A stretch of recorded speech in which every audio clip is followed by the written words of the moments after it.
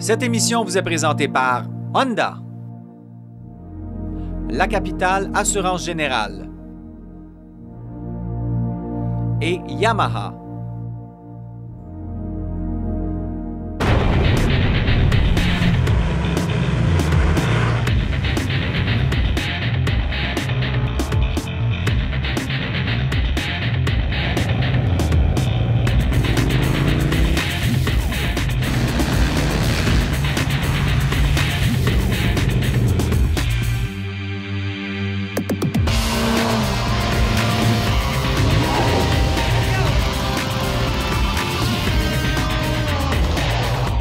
Ici Éric Ménard, bienvenue à Motomag. Cette semaine, on va rouler au Saguenay. Je deviens coureur suppléant dans une course d'endurance.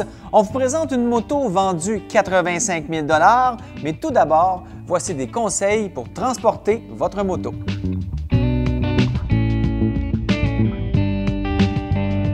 Vous êtes peut-être déjà tombé en panne avec votre moto et vous vous demandiez bien quoi faire, comment la transporter. On a justement aujourd'hui avec nous Éric McDonald de Motosecours qui est un expert dans le transport des motos. Salut Éric, ça va bien? Salut, ça va bien Éric, toi? Ça va. Alors, il y a des gens qui tombent en panne et là, ça va mal. On est en panne, on ne sait pas quoi faire. On peut appeler Motosecours, mais on peut aussi trouver quelqu'un qui a une remorque, mais il faut savoir comment bien installer sa moto pour évidemment ne pas l'échapper. Qu'est-ce qu'il faut faire? Bien, c'est ça qu'on va voir aujourd'hui, justement. Qu'est-ce qu'il faut faire? Il faut attacher la moto sécuritairement, premièrement. Idéalement, l'attacher droite, pas sur un des stands. Puis qu'elle soit suffisamment attachée pour ne pas compresser les suspensions, pour ne pas endommager des pièces qui sont un peu plus fragiles, comme des repose-pieds, etc. Puis quand on est assuré que la moto est bien attachée, bien, on est bon pour partir, que ce soit 2 ou 200 km, il n'y a aucun problème. Oui, il faut être sûr de le faire pour 2 ou 200 km, mais il faut que ça tienne tout de suite. C'est ça l'important. Exactement. Alors, comment on fait, par exemple, avec une moto sport? Parce que j'imagine qu'il y a des différences entre les custom et les sports. Si on prend la Buell ici, comment on attacherait ça dans cette remorque-là?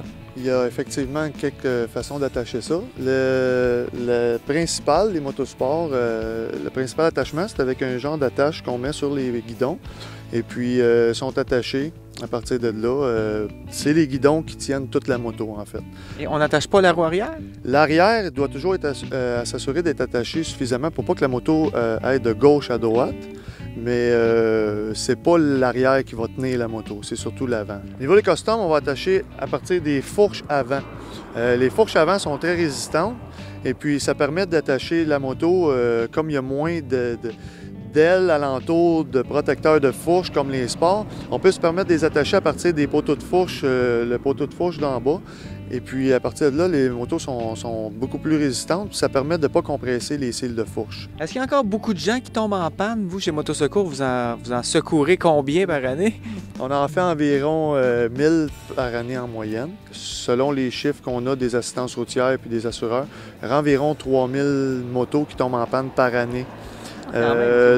Quand même, au Canada, là, la plupart des assistances routières, si on met les chiffres ensemble, ça remorque environ 3000-3500 motos par année. Et vous, est-ce que je me trompe ou vous êtes à peu près le seul au Québec qui est spécialisé pour les motos? Parce qu'on entend des histoires d'horreur de remorqueurs qui ne connaissent pas la moto, qui vont faire ça un peu n'importe comment. Il y avait un besoin là-dedans. Moi, j'ai créé cette entreprise-là. J'imagine que je ne suis pas le premier, mais présentement, en Amérique du Nord, je suis le plus gros transporteur de motos. Okay. Fait que c'est certain qu'on a une expertise qui gagne en grandissant là, de plus en plus.